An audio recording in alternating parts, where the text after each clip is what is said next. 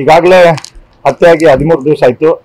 ಇದರಿಂದ ನಮ್ಮ ಕೇಂದ್ರ ಸರ್ಕಾರದ ಗೃಹ ಸಚಿವರು ಹುಬ್ಬಳ್ಳಿಗೆ ಆಗಮಿಸಿದ್ದಾರೆ.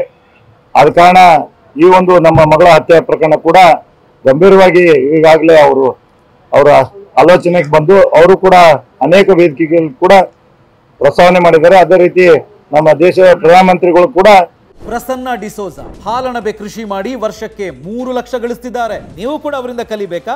ಅವ್ರ ಜೊತೆ ವಿಡಿಯೋ ಕಾಲ್ ನಲ್ಲಿ ಮಾತಾಡಬೇಕಾ? ಈಗಲೇ ಫ್ರೀಡಮ್ ಆಪ್ ಡೌನ್ಲೋಡ್ ಮಾಡಿ.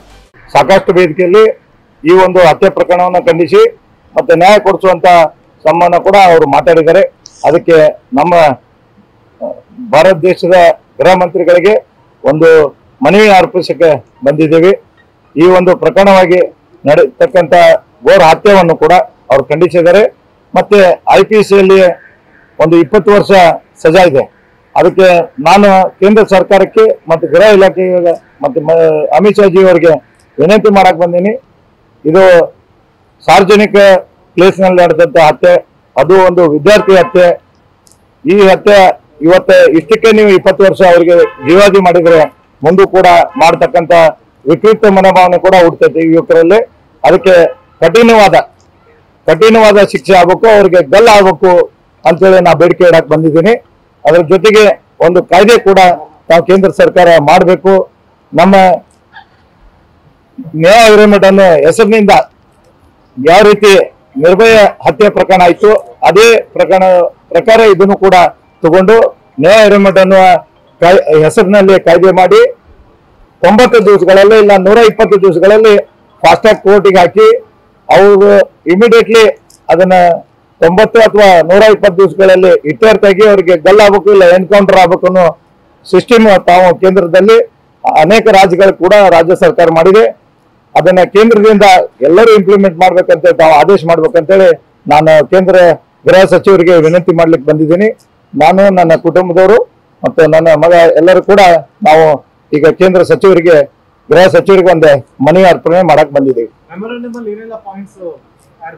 ಅದೇ ಈ ರೀತಿ ಹತ್ಯೆ ಆಗಿದೆ ಮತ್ತು ಅನ್ಯಾಯವಾಗಿ ನಮ್ಮಿಂದ ಷಡ್ಯಂತ್ರ ಮಾಡಿದ್ದಾರೆ ಮತ್ತು ಯಾವ ದೇಶದಲ್ಲಿ ಇರ್ತಕ್ಕಂಥ ಕಾಯ್ದೆಗಳು ಕೂಡ ನಾವು ಅನ್ವಯಿಸಿದ್ದೇವೆ. ಇದರಾಗೆ IPC ಪ್ರಕಾರ ಏನಿದೆ ರೂಲ್ಸ್ ಅಂಡ್ ರೆಗ್ಯುಲೇಷನ್ ಕೂಡ ಹಾಕಿದ್ದೇವೆ.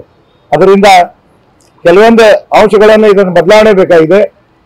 ಅದ್ರ ಜೊತೆಗೆ ಇಂಥ ಒಂದು ಫಾಸ್ಟ್ ಟ್ರ್ಯಾಕ್ ಕೋರ್ಟ್ ತಗೊಂಡು ಬಂದಿದ್ರಿ ಮತ್ತು ಎಲ್ಲಾ ಪ್ರಕರಣ ಕೂಡ ಫಾಸ್ಟ್ ಟ್ರ್ಯಾಕ್ ನಲ್ಲಿ ಇಟ್ಟು ಇಂಥ ಪ್ರಕರಣಗಳನ್ನು ಬೇಗನೆ ಇತ್ಯರ್ಥ ಮಾಡಿದರೆ ಸಾರ್ವಜನಿಕಲ್ಲಿ ಯಾರು ಕೂಡ ಇಂಥ ಕೃತ್ಯ ಎಚ್ಚಂಗಿಲ್ಲ, ಇನ್ನೊಮ್ಮೆ ಅಂತ ಘಟನೆ ಮರುಕಳಿಸಂಗಿಲ್ಲ ಅಂತೇಳಿ ನಾನು ಬೇಡಿಕೆಯನ್ನು ಇಡ್ಲಿಕ್ಕೆ ಬಂದಿದ್ದೀನಿ.